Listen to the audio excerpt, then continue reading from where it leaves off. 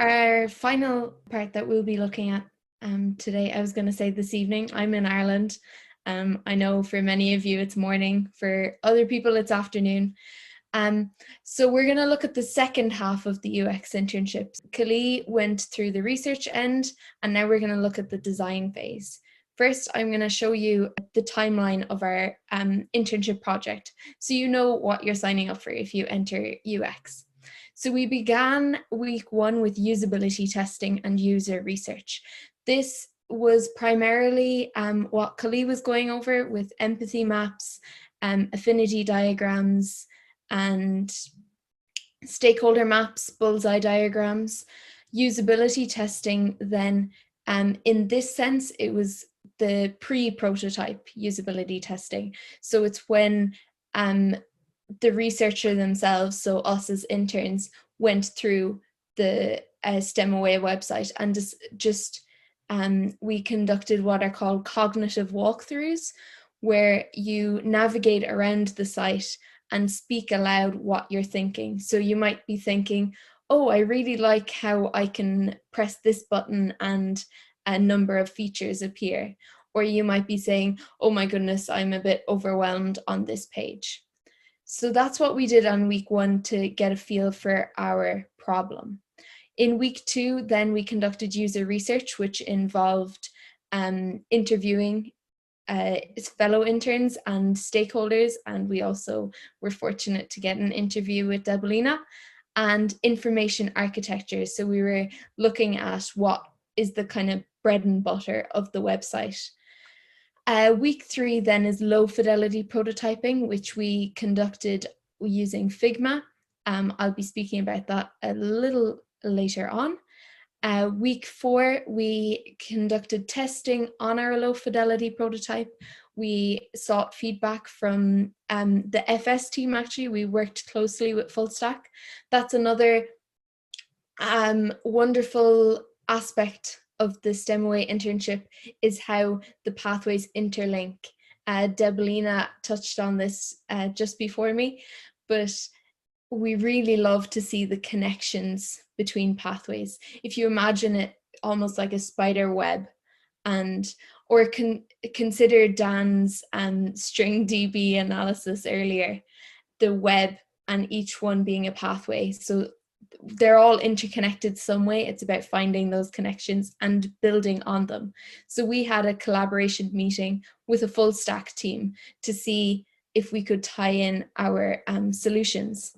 Then we developed a high fidelity prototype also with Figma, and then finalization of our ideas and pitching our project to stakeholders, major stakeholders. First, before I go into our prototypes, we're going to do a little activity, make sure you're still all awake.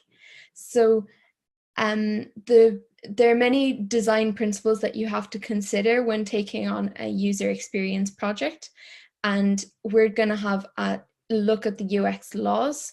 Law number 11 is Miller's Law, and it states that the average person can only keep 7 to 9 items in their working memory.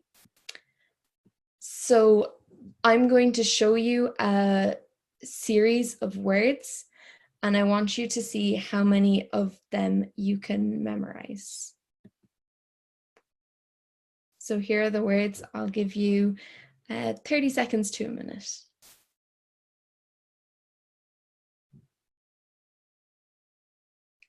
Now, if you have a sheet of paper or notes on your computer, please take note of what words you could remember.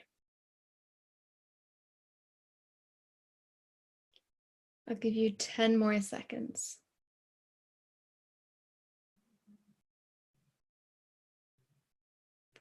Okay, so how many words did you remember? If you could remember 1 to 4, better luck next time. If you remembered 5 to 9, that's expected. As we said, 7, so 5 to 9 is within that range. 10 to 15, pretty good, well done. And 15 to 20, we definitely want to see your face next summer in our internships. You certainly have the ability.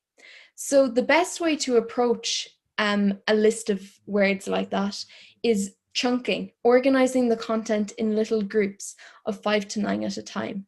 So when I conducted this activity with my user experience team back in June, I managed to get 18 of the 20 words myself. And that is by conducting scenarios. So I haven't the words now off the top of my head, but I imagined I pictured it in my head, the tree with the apple and the arrow through the apple, and then the king arrived at my doorstep. And that way I've already gotten 5 of the words. So if you can chunk items together, and in the sense I've just described, it's kind of nonsensical, but it's best if they have something in common. It's a much better way to display information on your website. So chunking, organizing content in groups of 5 to 9 at a time, because that's what people remember. So the serial position effect is law 17. Users remember best the first and last items in a series. So look at your memory exercise. Did you remember shoe and apple? I'd imagine you did, because they were the first and last in the episode. Now we're going to move into the design phase of our internship program. So we began with paper prototypes. Once we had gone through the steps that Kali outlined earlier, empathize, ideate, and design, and then heading into design. So we just came up with our ideas on paper, just kind of threw everything down on a sheet of paper, a rough sketch. Then we moved into turning these paper prototypes into low fidelity prototypes. This is on Figma. Basically, low fidelity means we're not going to bother with color or fancy features. You just want the bare bones of your design. That's because if you put in color and everything, whoever you test your low fidelity prototype on, they'll end up critiquing your color choices, and they might lose focus on what you actually want to achieve in your prototype. So you want to show them the functions that you're developing, not the kind of somewhat arbitrary details. Then once you've conducted your usability testing, you look for feedback, and then you iterate on your design as a result. So as I said, we collaborated with Full Stack.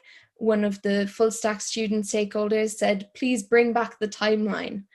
And for those of you familiar with the STEM Away website, there's a little timeline on the side of a discussion post, and it'll tell you when people have been last on the post and when people posted.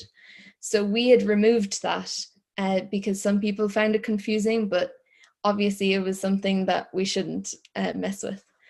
And then distinguish comments from replies. And then our founding stakeholder, Debelina, also missed the timeline. So we were definitely bringing that back in for the high fidelity prototype.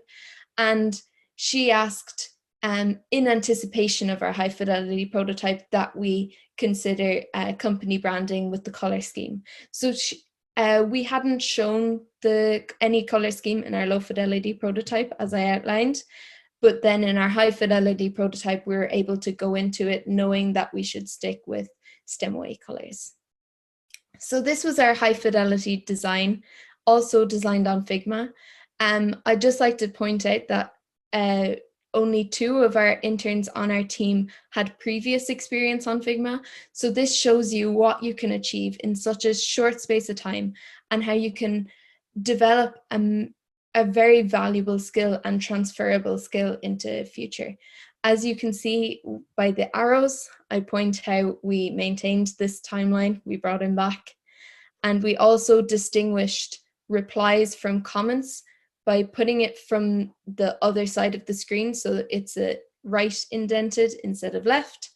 And you can see there is a small variation between the shade of green Our later design, High Fidelity, introduced a larger distinguishable shade of green, but this is our first High Fidelity design that we proposed.